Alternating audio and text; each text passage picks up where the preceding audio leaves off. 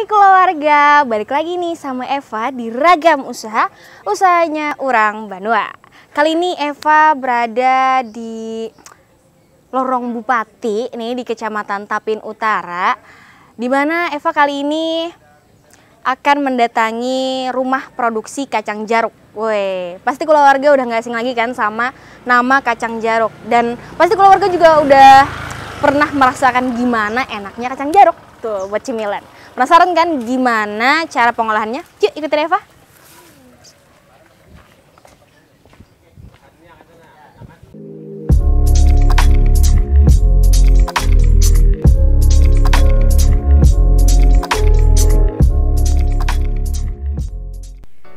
Kali ini Eva dan tim akan mengunjungi rumah produksi kacang jaruk yang merupakan makanan khas Kabupaten Tapin, Kalimantan Selatan nih keluarga. Nah, penasaran dong ya, gimana sih prosesnya? Kuy, ikutin Eva. Berlokasi di Lorong Bupati, Kecamatan Tapin Utara nih. Produksi cemilan kacang jaruk ini merupakan satu-satunya yang bisa bertahan sampai saat ini di Kabupaten Tapin loh keluarga. Wah, kira-kira gimana sih asal mulanya? Ulun Muhammad Agus, salah satu pengelola kacang jaruk dari rantau Kabupaten Tapin. Mereknya Sumber Rezeki. Ulun ini sebenarnya generasi kedua. Yang generasi pertama tuh Abah Ulun sebagai penerus ya kurang lebih 50 tahun lah anunya. Kalau nggak salah itu kami aja paling ini pengelolaannya nih. Cuma kalau yang kecil-kecil aja pak yang seribuan yang anak. Cuma adalah ya kalau yang ada sekilo seperempat dari kami ya nanya nih. Produksi satu-satu produksinya. Cuma kalau yang kecil-kecil ada aja bang. Dari nelayan kalau tahu bang. Cuma yang kami tahu kami jangan dua. Untuk ditapin gitu.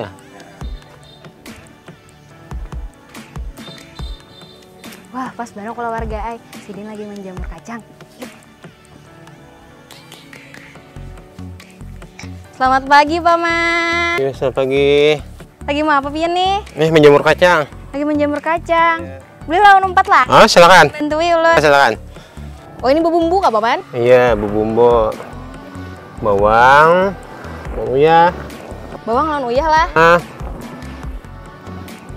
Direndam sama leman. Coba lah. Ini kah? Cukup? Iya, masih bisa diulang. Sisanya biar akan Sini? Ya, dah. Habis itu diratakan lah, Paman lah. Ya.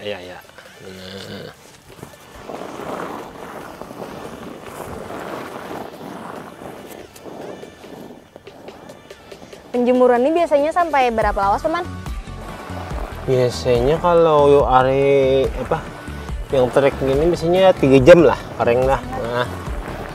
Tapi mau misalkan hujan, kada kawan menjamurnya lah berarti lah.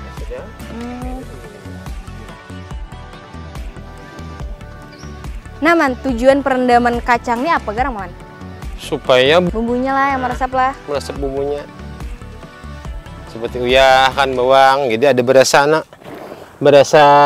berasa bawang sama uyahnya.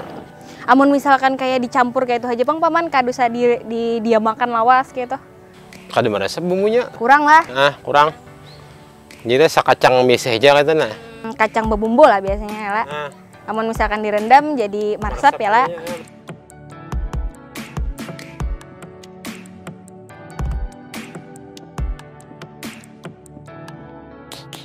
Nah keluarga, pantas saja ngarannya kacang jaruk karena ada proses penjarukan dengan bumbu-bumbu yang jar Paman tadi. Jadi kada sekedar kacang yang dibumbui dengan uyah-uyah, tapi kacang yang memang dijaruk atau didiamkan lama dengan bumbu-bumbu yang sudah tersedia. Nah Paman, ini kan sudah rata nih. Ya. Apa selanjutnya Paman? Ini sungguh sampai kering. Nanti setelah kering baru kita sangrai. Sanga. Oke, berarti sekitar 3 jam misalkan cuaca mendukung ya Paman? Kalau harinya tarik nah. Kalau mendung ya besok aja nanya. Ada sampai 3 hari mana hujan aja. Tapi hasilnya kalau soal 3 hari itu kada kalau sampai 3 hari itu biasanya kurang manganannya nih. Kada anu lagi. Rasanya kah yang kurang atau Banyak buruk. banyak buruknya lah. Berarti itu dipilih ya lah. Pilih. Talawas sih mana milihannya tuh. Perbuting Bang lah. Kayaknya biasa diproses mana belahnya, atunya apa yang rusaknya tuh. Oh berarti kada cuma imbah udah dijamur langsung disangak kada lawan lah. Coba salah satu sama aja dipilihin anaknya yang rusaknya, yang kada bagusnya tuh nah. Nah keluarga, ini kan tadi sudah prosesnya penjarukan juga sudah, terus ini lagi penjemuran. Nah semoga cuacanya mendukung sehingga penjemuran ini dapat berjalan lancar dan hasilnya bagus. Kurang lebih selama 3 jam. Oke, kalau misalkan terik. Semoga ya.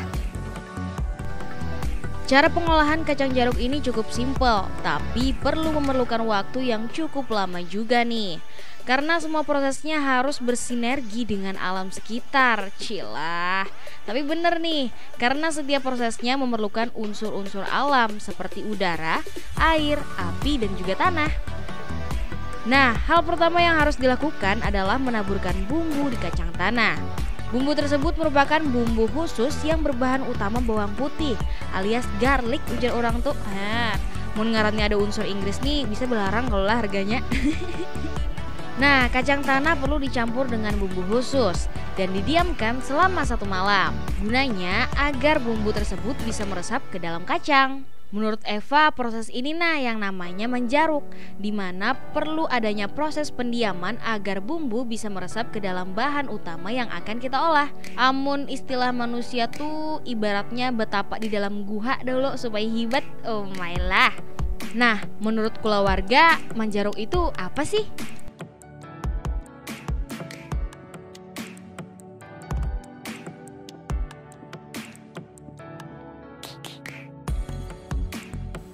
Kada pernah mendengar apa artinya, cuma biasanya bila pakai pasir pakai kacang jeruk. Cuma kalau orang pakai asam jeruk juga lah. Cuma itu ya istilah aja lah, jangan istilahan aja lah. Nah kalau kacang jeruk pakai pasir kan. Tapi kalau di Jawa ada tahu apa ngarannya pakai pasirnya? Sangrai bang, mana kalau bahasa-bahasanya sangrai. Kalau kita kan bahasa anggaplah bahasa Banjarnya jarok lah. Oh, nama prosesnya ini menjaruk itulah sebenarnya. Ini nih ngarannya jeruk. Sebenarnya proses itu menjeruk karena kacang menjeruk ngarannya. Oh, manunu menjaruk. Kalau ini sangrai. Iya. Cuma kalau menjeruk nama randomnya itu mau menjeruk. Jeruk kan menyemet gitu nah. Oh, nah. zaman tadi. Itu dah banyak sajur. Jadi kacang jeruk sajurnya. Nah. Perendaman tadi sambatannya menjaruk. Juga jangan menjeruk gak? Itu sudah paham aja dah nanti kami. Kacang jeruk ini bertahan berapa lawas, Pak? 2 bulan lebih lah. 2 bulan masih bertahan, asal jangan ditahan. Nah, selama belum terbuka dari kemasannya kan. Harus dibuka sehari aja. Layat dah. Kulkas bagus aja. Cuma nggak bisa bang kami buat kulkas. Mending kalau anak buat ke toples. Nah, kalau gantiin toples, kan menyetok tubuh-tubuh buat toples. Oh iya, ternyata kacang tanah ini bukanlah kacang tanah Banua loh kulawarga. Karena Pak Agus juga mendapatkan kacang tanah ini dari luar daerah seperti hulu Sungai Selatan, bahkan dari luar pulau seperti Nusa Tenggara Timur. Sayang banget ya kulawarga. Hal itu karena banyaknya warga yang menurunkan minat mereka untuk menanam kacang tanah, di mana selain penjagaannya yang ketat dari binatang liar di hutan, lahan untuk menanam kacang tanah juga terbatas. Karena semakin tahun pertambangan semakin meluas, sehingga lahan untuk berkebun pun semakin sempit. Kacang anunya nih, kacang mentahnya nih, sulit anunya nih. Kalau untuk benar kacang ini sulit anunya, kacang apa ya? Kacang mentahnya nang alih banget dicari anunya. Susah di pasaran. Lahal mahal 47 per kilo. Jadi kan 700 ya lah, bilang ujung lah. Gandangan, kita kirimin gandangan di pasar sini aja ya. Cuma kalau kadang kami paksa kapaya kacangan itu yang tibet. Nah, penggantinya kan daripada kasih masa kali kan. Walaupun rasanya kurang gitu nah. Tapi memang nyaman tuh kacang Banua juga. Harusnya tuh. Cuma kan sekarang ini kan apa daerah rantau-rantau itu kan banyak batu bara sama apa itu lawan getah. Orang ini proses kalau bertanam kacang nih ngalih nanya babi malam mananya malam bila malam babi bila siang gitu. Nah kalau babi ini akan habis sih makannya. Nah masalahnya kalau kacang ini siang malam dijaga. Malam biasanya menunggu sana isok timur lagi. Dia sangat berharap lawan kondisi cuaca. Masalahnya kalau di land kada hasilnya kurang. Kalau di open atau di apa? Kan hangit biasanya kada bagus. Maksudnya bilangnya hangit kada kalau pas dibuang lubang kacangnya. Kalau nah ini kalau hangit masih kalau dipakai. Kalau nah itu di open tuh hangit rasanya itu rasa hangit, kada berasa lagi rasa bawangnya. Nah, keluarga, ini adalah kacang yang tadi kita jemur. Sekarang udah lumayan kering, masih ada lembabnya sih sebenarnya. Cuman kalau misalkan lebih lama keringnya, kadar air dalam kacang ini juga lebih berkurang gitu. Sekarang kita pengen menyangrai kacang ini dulu. Nah, uniknya kalau orang-orang lain tuh manyanga kacangnya tuh pakai minyak, tapi di sini kacang jeruk ini manyangannya pakai pasir. Nah, tentunya pasirnya udah dilakukan pembersihan terlebih dahulu. Jadi kita di sini nunggu pasirnya panas dulu, baru kita masukkan kacangnya.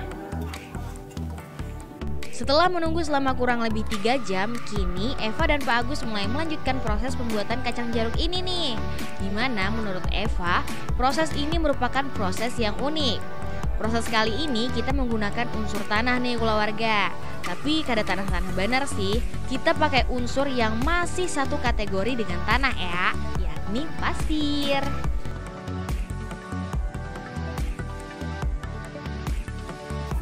Nah keluarga, saatnya kita proses menyangrai kacang jeruk. Nah ini sapiring dulu aman lah. Ternyata nih keluarga, pasir tak hanya berguna sebagai material bangunan saja, tapi juga bisa dimanfaatkan sebagai media memasak. Pasir yang digunakan untuk menggoreng ini tentunya adalah pasir yang telah dibersihkan, yakni dengan cara diayak untuk memisahkan kerikil dan kotoran yang masih tercampur. Kadang juga perlu dicuci terlebih dahulu loh, kemudian dikeringkan sebelum menggunakannya.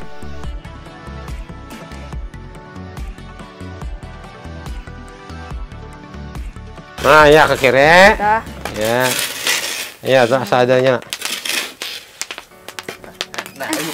Nah keluarga, kacang jeruk ini harus diaduk ke kiri dan kanan, harus diaduk terus-menerus ya aman lah. Supaya kada hangit. Menggoreng dengan media pasir ini juga memang membutuhkan pengalaman dan juga pengetahuan. Perlu percobaan terlebih dahulu juga nih, bagaimana matangnya makanan yang masak tersebut. Percobaan awal juga termasuk pada besar kecilnya api untuk memasak ya keluarga. Selain itu, metode memasak kacang jeruk menggunakan pasir ini juga disebut dengan sangrai, di mana penyangraian kali ini menjadi salah satu unik yang sekarang ini sudah jarang untuk ditemui. Soalnya cara ini merupakan cara memasak tradisional yang masih banyak ditemukan di beberapa penjuru Indonesia. Butiran pasir tersebut bisa menyerap panas, serta mencegah makanan menempel di permukaan wajan karena lengket. Tapi dengan syarat nih, pasir yang dipakai harus benar-benar kering. Nah, pada proses ini nih, pengeringan pasir dilakukan dengan pembakaran memakai kompor di bawah wajan. Soalnya kata Pak Agus, kalau misalkan pasir untuk memasak kacang ini masih basah atau lembab, maka debu pasir berpotensi melekat pada kacang. Selain debu yang menempel pada kacang, warna kacang yang sudah matang pun juga berbeda, yakni warnanya yang kusam. Tambahan lagi nih buat keluarga, ternyata memasak menggunakan pasir ini juga digunakan loh di negara Asia lain seperti India dan Cina. Memasak menggunakan pasir juga diklaim lebih sehat karena rendah kolesterol. Kalau pameran biasanya ada, cuma dari perindak anaknya nah. Dibawa ada nah. Cuma kalau untuk bantuan alat nah ini, kalau kada salah kada ada banget nah. Cuma kalau bantuan yang memasarkan ada aja kata nah. Perdagangan atau ada yang pameran biasanya mampir kan masing kebanyakan itu memasarkan saja tuh nah. Cuma kalau bantuan alat kada bisa biasanya nah. Misalnya kami kan, nah, kayak yang ini kan nukar sorangan, nah, kayak ini beratan kami madan beratan kan. Ya mudah aja bertahan aja nah. Ya, misalnya kami kada ada bang, kalau media sosial kan biasa cuma kada ada juga itu nah. Sulit ananya nih kayak ya. Baik kita sendiri yang langsung masarkan ananya kan. Kita turun langsung. Masalahnya baru biasa nang tangan orang lain lah. Kami kira ambil terus soalnya yang muruk kumpulkannya banyak. Kami rugi. Kada badah jangan kan rusak kan dibelikan berapa.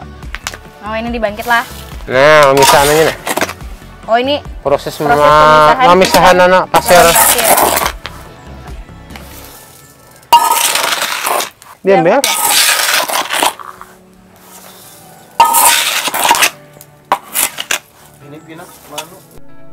Setelah kacang jaruk sudah matang, maka akan ada perubahan warna, di mana untuk kacang yang belum masak, warnanya masih kusam dan pucat. Sedangkan untuk yang sudah matang, warnanya berubah menjadi lebih tua dan lebih bernyawa. Nah, coba. Wah. proses. Kemudian proses selanjutnya adalah mengayak. Nah, proses ini nih berguna agar kacang jaruk yang telah matang bisa terpisah dengan pasir.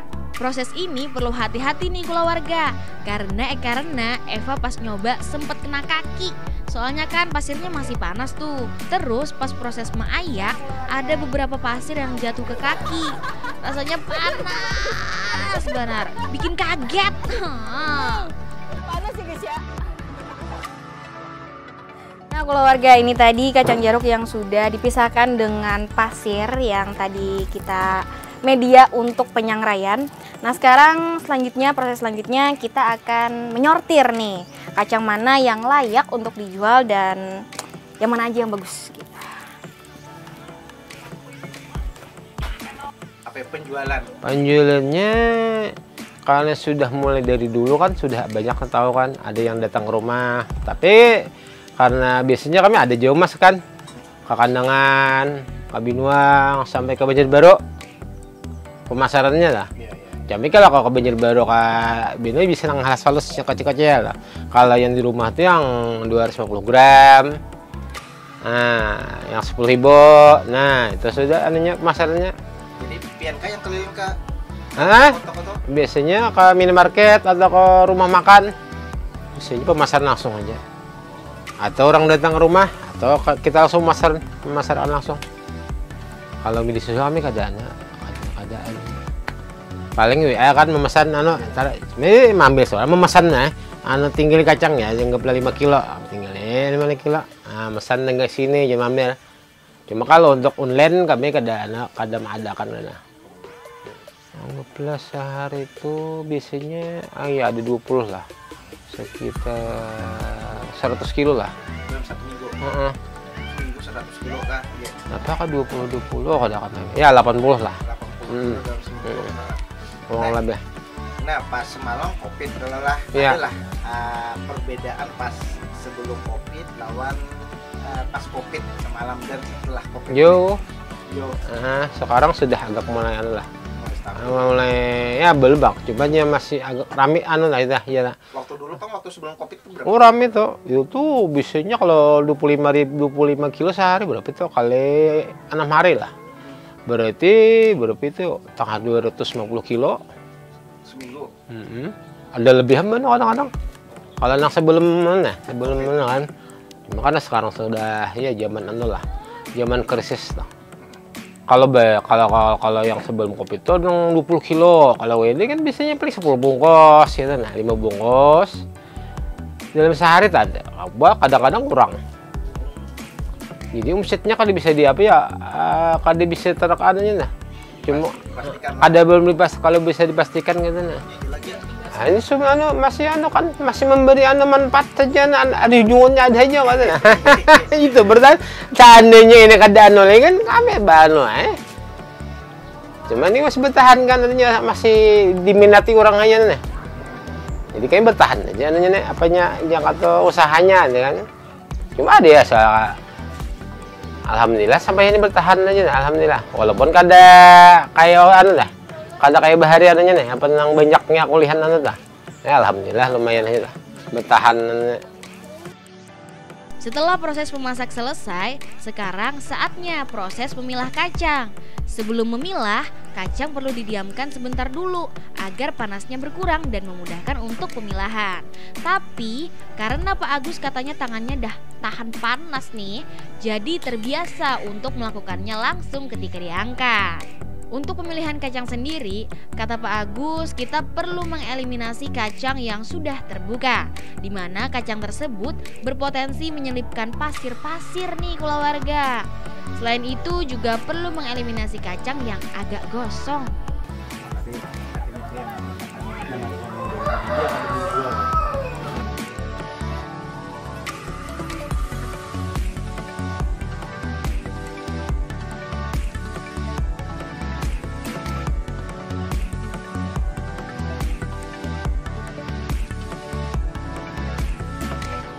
Oh, Jepang mana kan?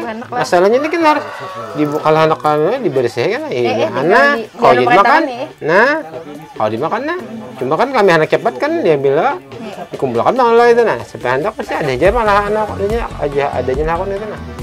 Sambil memilah-milah kacang, Eva sambil nyemil nih keluarga. Soalnya sayang kalau kacangnya terbuang.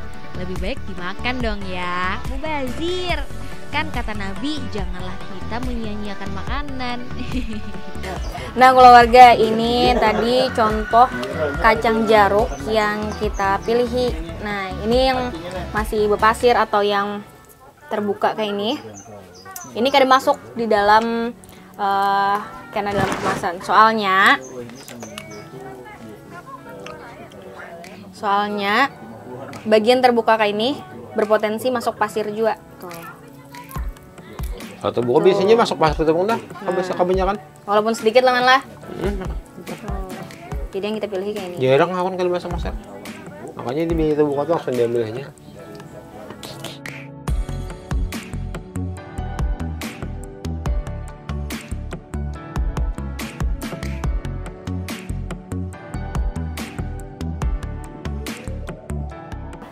Keluarga, sebenarnya kacang yang kita sortir tadi yang kada masuk dalam hitungan segan penjualan masih kau dimakan.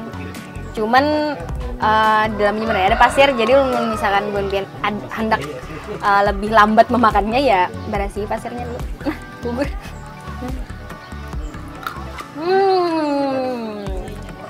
Tuh. Ini kacang yang kada masuk sortiran. Jadi apa bersih dulu sebelum dimakan. Tuh, bersihkan dari pasirnya. Sebenarnya memang kau aja dimakan. Cuman karena kita harus memberikan yang terbaik sagan pelanggan. Konsumen. Ditimbang berapa tadi, Man? 250 gram. 250 gram lah. Oh, ini yang kita makannya. Kasih ini lah. Supaya kalian itu. Nah, iya. Nah, plastiknya kan terbawa lah. Aduh. Nah, bungkus.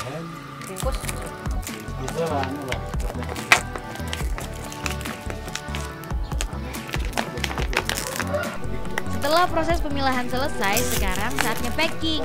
Nah, untuk pemackingan sendiri, syarat utamanya adalah kacang yang akan dimasukkan harus benar-benar dingin. Selain agar pengemasan rapi dan tidak berembun, hal lainnya adalah agar kacang tetap kriuk ketika disajikan dan dikonsumsi oleh pelanggan.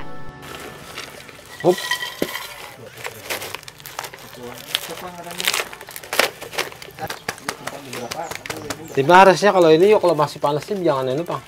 Jangan dibuat dulu lah, madang dingin. Plastiknya ini apa ya? Rusak pannya, bentuknya ya kita buang. Nah. Oh, sudah halal lah. Ini packingnya di mana, Bang? Di rumah? Nah. Packing. Nah, keluarga, ini bedanya kacang jaruk yang sudah masak dan ini kacang jaruk yang masih mentah. Tuh. Kalau yang masih mentah warnanya lebih pudar. Tuh. Masih tanum. Kalau misalkan yang sudah masak sudah tatuha warnanya. Jadi memang kami beri tanah nah. Maden alat model. Coba kena ulun kirim foto. Nah, keluarga, step selanjutnya adalah penempelan label. Nah, label dari kacang jaruk sumber rezeki. Kuy. Assalamualaikum.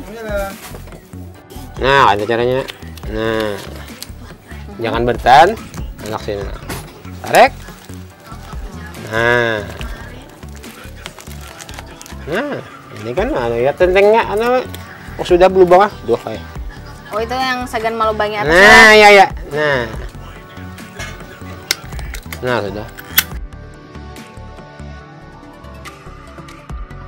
Demi melestarikan aneka makanan dan kerajinan khas daerah Kabupaten Tapin, yuk keluarga, sekarang Eva mengajak keluarga Barataan untuk lebih peduli dan rajin membeli barang ataupun makanan khas Kabupaten Tapin, sehingga mampu memberikan semangat dan mendukung pengusaha atau pengrajin agar tetap dapat lestari.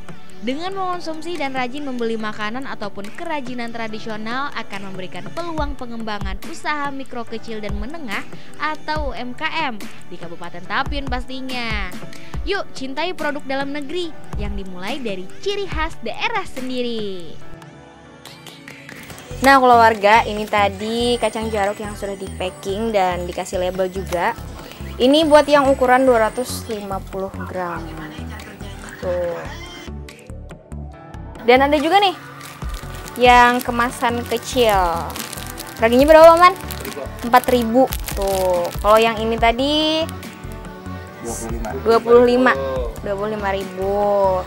Terus ada juga yang harga 10.000 dan yang ini 4.000.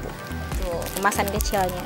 Kalau yang setengah kilo dan sekilo itu pesan langsung. Kalau buat ukuran yang 1 kilo sama setengah kilo, keluarga bisa langsung aja datang ke tempat produksinya yang ada di Lorong Bupati, Kecamatan Tapin Utara.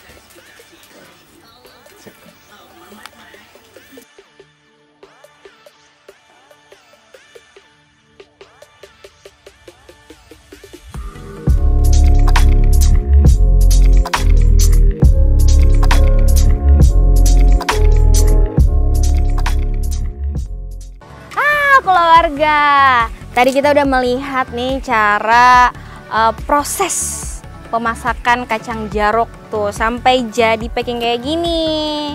Eva harap keluarga bisa terinspirasi dengan semangat dari Paman Agus tadi. Dan untuk pemerintah, Eva harap juga pemerintah bisa lebih open, bisa lebih membuka mata dan bisa lebih membantu masyarakat-masyarakat yang ingin memulai usaha ataupun yang sudah menjalani usaha-usaha kecil seperti ini di Kabupaten Tapin. Khususnya kan apalagi kacang jaruk ini merupakan makanan khas Kabupaten Tapin. Oke, keluarga, jangan pernah ketinggalan untuk nonton Ragam Usaha episode berikutnya.